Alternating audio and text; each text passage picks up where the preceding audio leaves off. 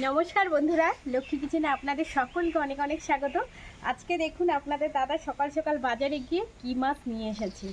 সাপ মাছ, মানে কুচে মাছ। আমার ছেলে তো দেখেই বলছে সাপ মাছ। আপনারা কিন্তু সম্পূর্ণ ভিডিওটা দেখবেন, খুব ভালো লাগবে। আজকে আমি এই মাছটা কি করে রান্না করি চলুন। সাপ মাছ রান্না হবে আজকে। আসুন মাছটা খুলবো, আমিও কিন্তু এখনো খুলিনি। মাছটা আপনাদের দাদা বাজার থেকে কেটে নিয়ে এসেছে, এটাই কিন্তু সব থেকে আমার কাছে ভালো কাজ করেছে। না হলে কাটতে গেলে ভীষণ সমস্যা। এই দেখুন, আর তাজা রক্ত দেখুন কেমন। এই মাছটা খেলে নাকি গায়ে প্রচণ্ড রক্ত হয়। এই দেখুন, মাছটা তো বেশ বড়ই ছিল গো। এই যে এত বড় বড় পিস দেখুন।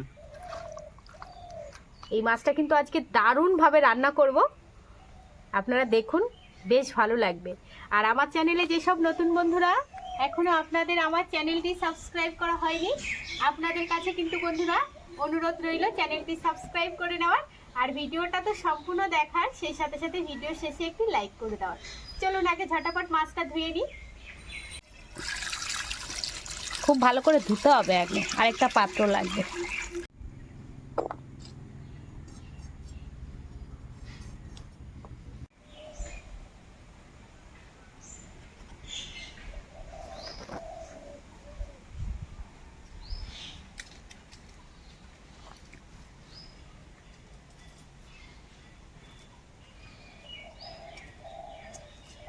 আমাদের এখানে কি সব জায়গায় কিন্তু বৃষ্টি হচ্ছে। আর কালকে কিন্তু বন্ধুরা আমি ভিডিও করতেও পারিনি, দিতেও পারিনি বৃষ্টির জন্য।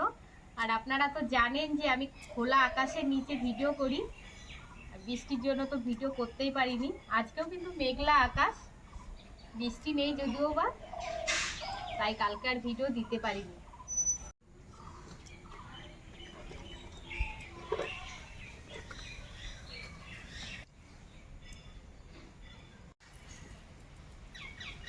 আর দিয়ে দিচ্ছি একটু কাশ্মীরি রেড চিলি পাউডার। এবার মাছটাকে খুব ভালো করে মাখিয়ে নেবো সব কিছুর সঙ্গে।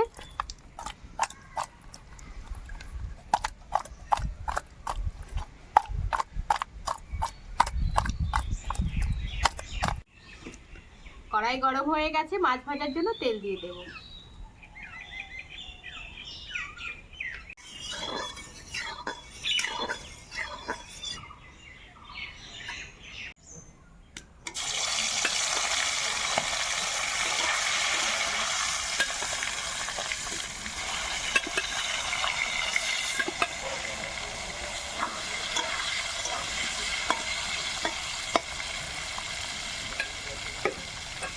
মাছটা ভাজা হতে থাক, আমি মশলা করে নেব।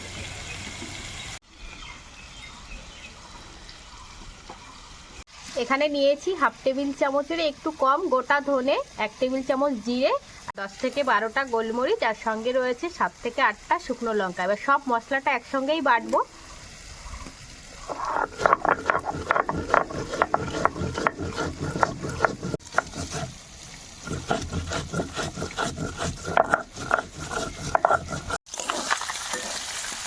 এই মাছগুলো তো ভাজা হয়ে গেছে, এই দেখুন। বাকিগুলো এবার ভেজে নেবো, এগুলো তুলে নিয়ে। রসুন আর আদা একসঙ্গে বেটে নেব, এরপর পেঁয়াজ বাটবো।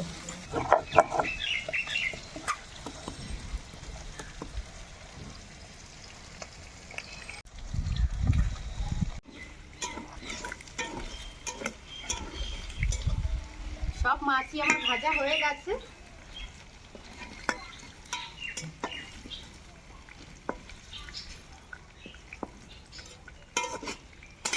মাছ ভাজার তেলেই আলুগুলো ভেজে নেব।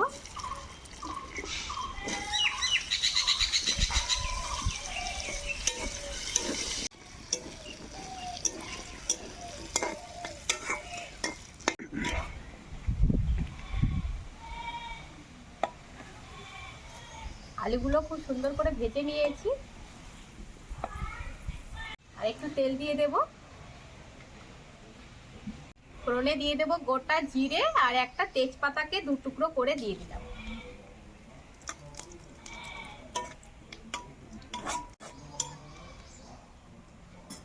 দিয়ে দেবো পেঁয়াজ বাটা, টমেটো একসঙ্গে।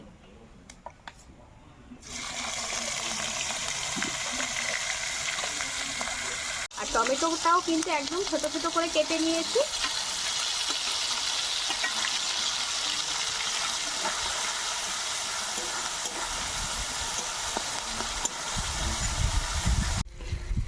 টমেটো আর পেঁয়াজটা কিন্তু খুব সুন্দর করে ভেজে নিয়েছি, এর থেকে তেলও ছেড়ে দিয়েছি। এবার বাকি মশলাগুলো দিয়ে দেব।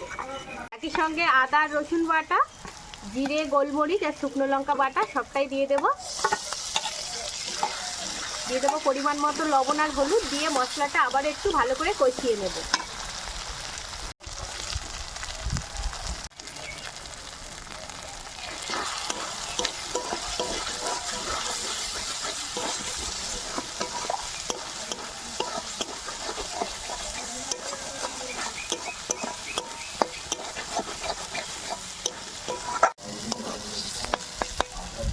মশলা কিন্তু খুব ভালো করে কষানো হয়ে গেছে, আর মশলার থেকে আবারও খুব সুন্দর তেল ছেড়ে দিয়েছে।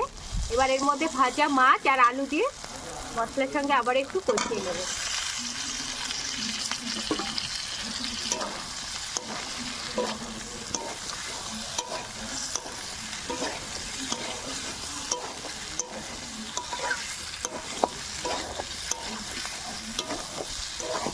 এবার ঝোল দিয়ে দেব।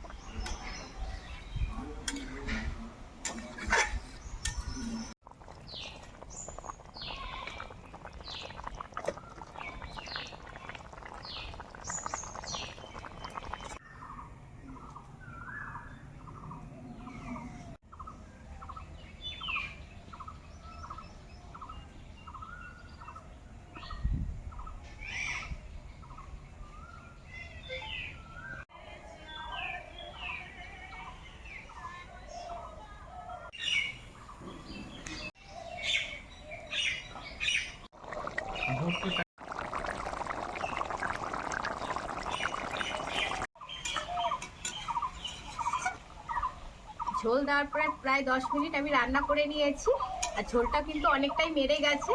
আর ঢাকা দিয়ে আবারও 5 মিনিট একদমই হালকা আঁচে রান্না করে নেব। এটা হতে থাক, আমি গরম মশলা বেটে নেব।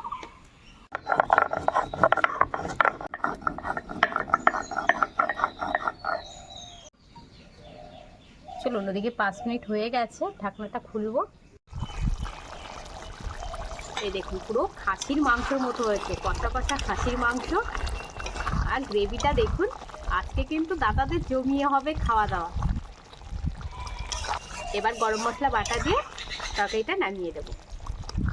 একটু হালকা গ্রেভি গ্রেভি না রাখলে আবার খাবে কি দিয়ে।